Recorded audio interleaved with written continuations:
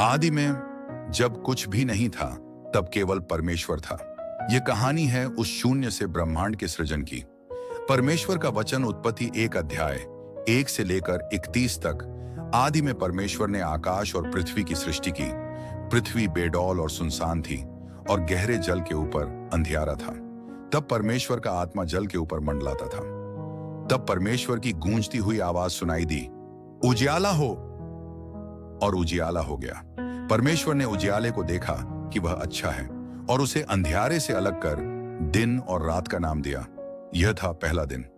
दूसरे दिन परमेश्वर ने जल के बीच एक अंतर किया। ऊपर के जल और नीचे के जल को अलग कर उस विशाल विस्तार को आकाश कहा गया। सांझ हुई और भोर हुआ। तीसरे दिन परमेश्वर की आज्ञा से आकाश के नीचे का जल एक स्थान पर इकट्ठा हुआ और सूखी भूमि दिखाई देने लगी। उन्होंने सूखी भूमि को पृथ्वी और जल के भंडार को समुद्र कहा। फिर पृथ्वी से हरी घास, बीज वाले पौधे और फलदायी वृक्ष उगे। धरती जीवन की हरियाली से लद गई। चौथे दिन आकाश के अंतर में ज्योतियां चमकी। दिन पर शासन करने के लिए सूर्य, रात के लिए चंद्रमा और अनंत तारागण।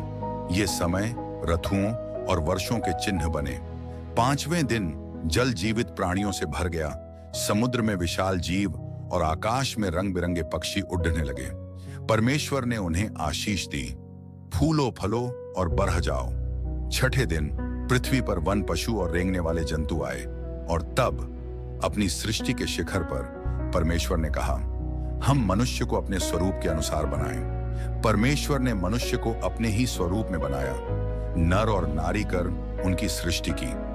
उन्हें पूरी पृथ्वी पर अधिकार दिया और आशीष दी। परमेश्वर ने अपनी बनाई हुई हर वस्तु को देखा और वह बहुत ही अच्छा था। इस प्रकार 6 दिनों में यह सुंदर संसार पूर्ण हुआ।